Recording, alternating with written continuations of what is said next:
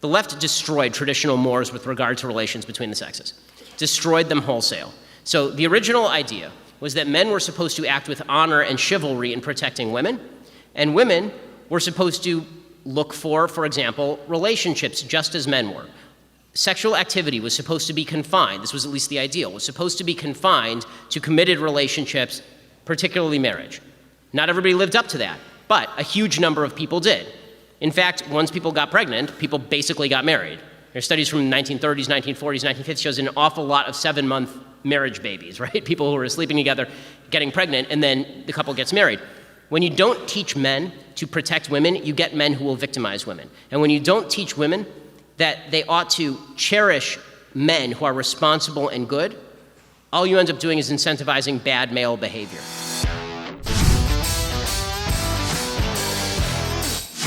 The feminist movement was not wrong when they said men are acting like pigs. They were wrong when they said women also ought to act like pigs and that this is a solution to our problem. Because now what's happened is they got rid of all the traditional mores about how sex ought to be connected with love and ought to be connected with relationships. They got rid of all of that. It was just a bodily function now.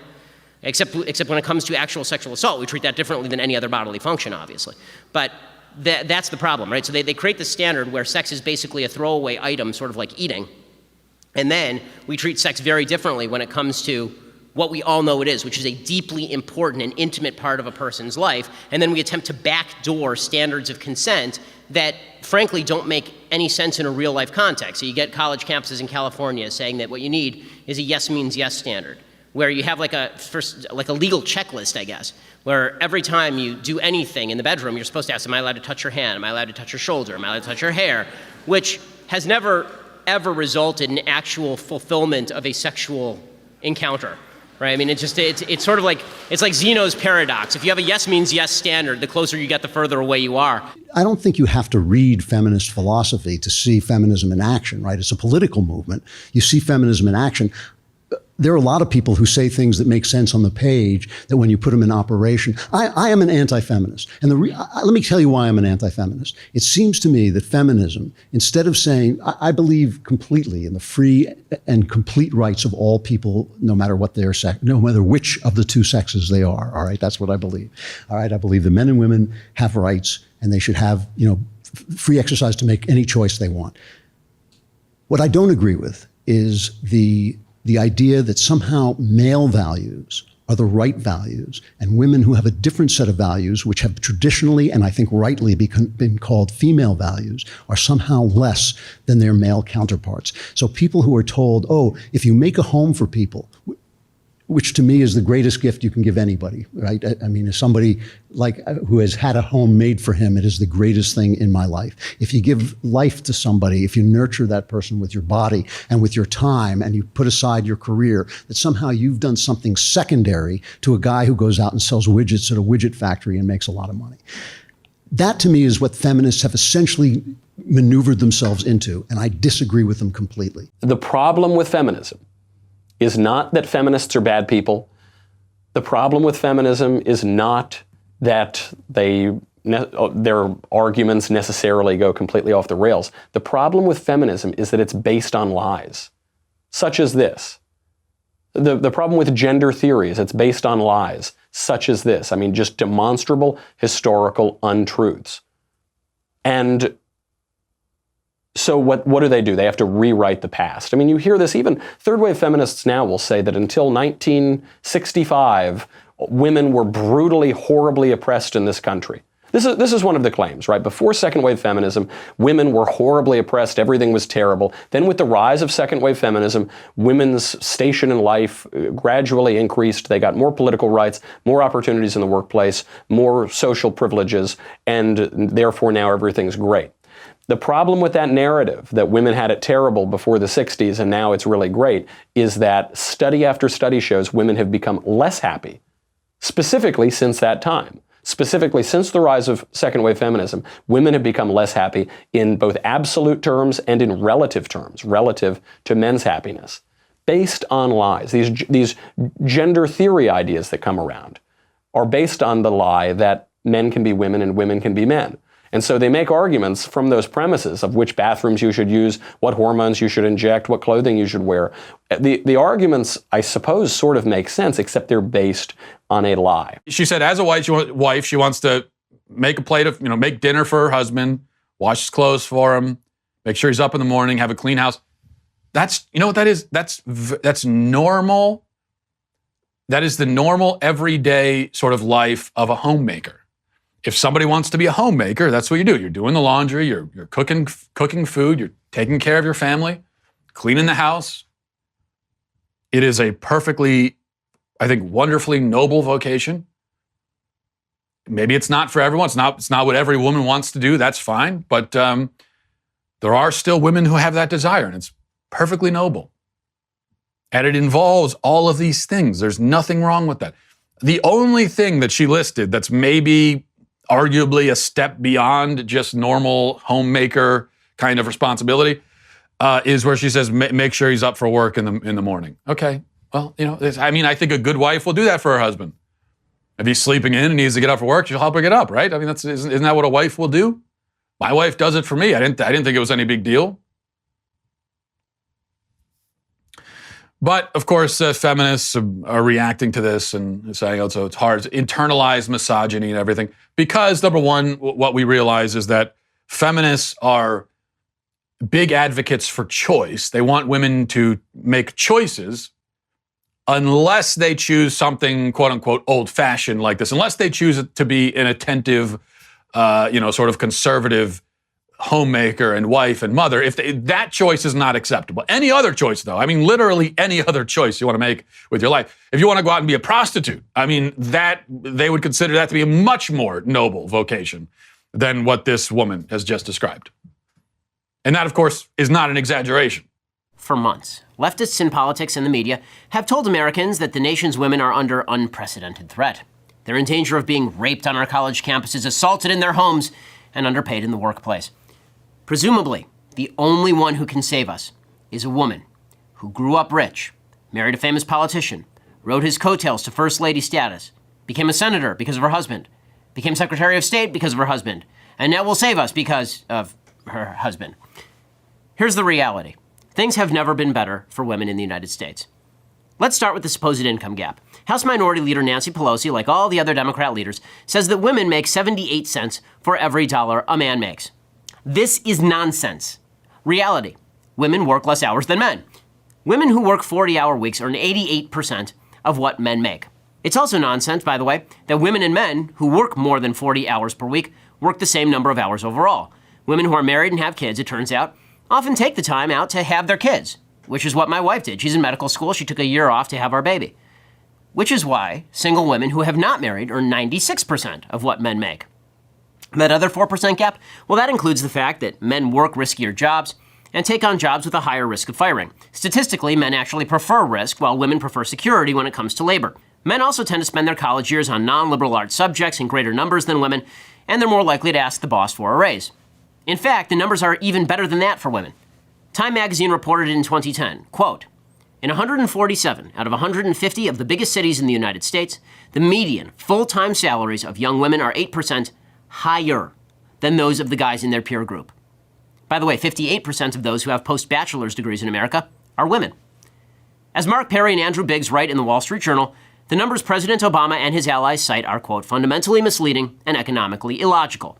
Do women really feel empowered by talking about their vajayjays? Just a question. I've always found it really off-putting when guys talk about their junk. I find it not empowering at all. It's not gentlemanly. It's not good. It's a piece of your anatomy. Do you spend all your day talking about your thumb? It's something that is just there. So the fact that you're talking about it ad nauseum is really ridiculous. And the idea that women think, oh, well, you know what, it makes me more empowered when society accepts that I have a vagina. Right, but number one, I've learned that the vagina can be very male. That's what I have learned from the left, is that just because you have a vagina doesn't make you a female, obviously. So I don't know why it's empowering to females to talk about the female anatomy. It's not female anatomy, it's just anatomy that is sometimes associated with the social construction that is femininity. That's what I've learned from folks on the left. So this shouldn't be empowering to women at all. In fact, it's cisgender to assume that this is empowering to women. It's empowering to all people, whether they identify as women or men. Many men have vaginas. I have been reliably informed by the scientific community. So there's that. Then, even if you assume, put aside that idiocy, and assume that there is in fact a correlation between the female anatomy and being female, I don't understand why that would be the thing that you choose to take pride in. It seems to me that females have been making the case for a while that they are more than their anatomy, that femininity involves more than just your genitalia, and that men, if they think of you as just your genitalia, that's a bad thing. That would be objectifying you, which I agree with. That if you want to treat a woman as a full-fledged human being, you probably should not be thinking quite so much about her genitalia and start thinking about the folds of her brain inside. Right? You should start thinking about the things she thinks and feels and the actions she takes in her life. If I were to talk about all the wonderful things that make my wife, genitalia, like this is a component part, but this is not what makes my wife. Like every woman on planet Earth has female anatomy. Okay, all of them. But what makes my wife, what makes her special and what makes her unique as a woman is not that. What makes her unique as a woman is the fact that she's a wonderful wife, the fact she's a wonderful mother, the fact that she is a doctor, the fact that she does all of these wonderful things every day. That's what makes her a unique person. That's why I respect my wife as a human. But you can't have it both ways. If you're on the feminist left and you want to reduce females to their genitalia, but then say also the genitalia don't mean that you are female, and also men should stop objectifying your genitalia, and also if you talk about female genitalia, then this makes you a sexist. None of these things can hold true at the same time. But if this is the new empowerment, we got to ban baby it's cold outside, but talking in graphic terms about the appearance of female genitalia, that's empowerment? Man, what a world you have created, you morons. Feminism is based on a lie. It's based on the lie that men and women are the same, that gender is a social construct. That's a lie. Disney tells the truth about women. And what's so strange about it, too, is that is the central lie. Men and women are the same. They're indistinguishable. Mm-hmm. And yet it's called feminism. They always say, well, it just means men and women, they deserve the same rights or whatever. But then why is it called feminism? We have a philosophy for that, which is called egalitarianism. So it seems on the one hand, it says men and women are exactly the same. And on the other hand, women are this totally separate categorical entity. And we need to give them everything and let them yell at us and kick our signs down. Well, not only that, it also ends up saying that men are actually better than women. Because if you say that gender is a social construct and men and women are exactly the same, but everything that is feminine is because of the oppression of men, so women have to act more like men, that means men are better than women. Everything within the category of woman is lesser and worse and terrible, right. But and it's funny because given the premise, if men and women really are no different, then there are no women. Right? Then there isn't a categorical distinction between men and women. Right. It's just men and men with long hair who look nicer. Especially these days, there's great currency in victimhood. This whole my mother washed more floors for less money thing. And so you see rape hoaxes. You see a spike in rape hoaxes on campus, both before college and obviously on college campuses. We've had major, the vast majority, if not all of the major headline-grabbing rape cases at universities in the last 5 years have come out to be hoaxes, beginning with Duke lacrosse, but all the way up to the UVA scandal that Rolling Stone breathlessly reported on without any evidence. There's a lot of currency in that victimhood. It seems to say something about the culture that we're so proud to be victims. It seems that something is unhealthy in the culture. I think that hashtag MeToo, for example, I think it's good that people should be aware of sexual harassment, obviously. And I think that, I wrote a whole piece about this today. I think that if you are, and I think that men should be aware that they should not touch women inappropriately in the workplace and should be aware of their own actions. But I think that it is also imperative that if we're going to get anywhere beyond that, we're going to have to talk about inculcating in men actual virtue, and we're going to have to talk about whether some of the starlets in Hollywood ought to come out and start naming names, because it's very difficult for us to come out and fight the bad guys if you won't tell us who the bad guys are. And I'm specifically saying starlets and not up-and-comers because starlets have power. Like Jennifer Lawrence is the most powerful person in Hollywood right now. If Jennifer Lawrence comes out and names somebody, then we can all jump on board and we can decide whether or not this person ought to be prosecuted. Right? Let's get the bad guys is what I'm trying to say. We're all on the same side. Let's try and get the bad guys. But I don't think that it's tremendously helpful for us to sit around and just feel bad for not victims, but everyone else. I think it's not right for me to sit around feeling bad about the entire society when I don't have anything that I want to be helpful. Like give me something to do. Okay, other than just say, I appreciate your bravery in saying me too. Like, again, I need a practical measure that I can take to help now, or we can't fix this thing. Like, do you want to fix it, or do you want us to sympathize? Like, sympathy's great, but if that's what you want, we can do sympathy all day long, and it's not going to fix anything. There are right now young people in Hollywood who are being sexually exploited. There are right now young people all across America in businesses who are being sexually exploited. This is happening a lot of places. I need names. I need standards. I need lawsuits. I need to know what are the standards that we can tell men not to do. Right? I think that was one of the questions that was asked right there. Right? It was one of the guys saying, okay, if I say a woman's beautiful, is this now sexual harassment? I need to know that. That's the thing we should talk about. But we're not talking about any of that. Instead, we're doing a woman tells her story and we all cheer like it's an AA meeting, and that's fine. But that's not actually going to accomplish the goal of stopping sexual harassment and sexual assault, which is what I care about. She says, oh, you would never treat guys like that. Yes, I would. And then she proceeds to tell us to treat women like we would treat guys. Yeah, but as I just explained, I would treat guys the way that you claim we only treat women. But you say don't treat women like that. So you see the confusion here? It just doesn't work. There's mixed messages going on here. I would compliment a man on his outfit if it's a nice outfit and he looks good in it. You're saying don't say that to women. So we should treat women differently is what you're saying. Now, it's recommended that we talk about the NBA Finals instead. But wait a second.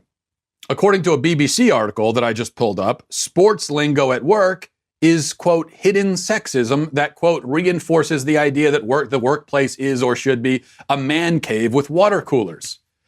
So now I imagine that the same could be claimed about any attempt to talk politics or about the Chinese tariffs or whatever on the job. Talk about their kids' summer break plans, she recommends, or book clubs. Well, then won't I be guilty of stereotypically assuming that the woman that I'm talking to has kids and is interested in book clubs? Isn't that a stereotype? See, again, this is exactly the point. This is why men are uncomfortable talking to women at work. And this is why feminism has hurt women by making it more difficult for them on the job, because men are just freaked out now. And they're not freaked out around men, but they are a little bit around women because of this kind of stuff. The rules change from moment to moment and person to person. Anything can be sexist. Anything can be construed as harassment. Maybe your female worker is like Heidi Stevens and would like to talk about the NBA Finals, but maybe she's more inclined to see talk of sports at the workplace as sexism that reinforces a male-centric environment. We have no way of knowing. It could go either way. That's the kind of conversation that I could bring that up to a man. It's no problem. I don't have to worry about anything, right? More than likely he'll want to engage in that conversation. Maybe he's not interested in it, and then fine, whatever. You move on. You talk about something else. But you bring it up to a woman, and there's a chance that she'll think that it's sexist because there have been articles written explaining why it's sexist. We have no way of knowing. So is it really so surprising that men in this environment, with the rules set up the way they are, may be wary about interacting with women, especially when nobody else is present to witness it? So perhaps, we should stop and think about that, and think about the damage that it's doing, not just to men, but to women as well.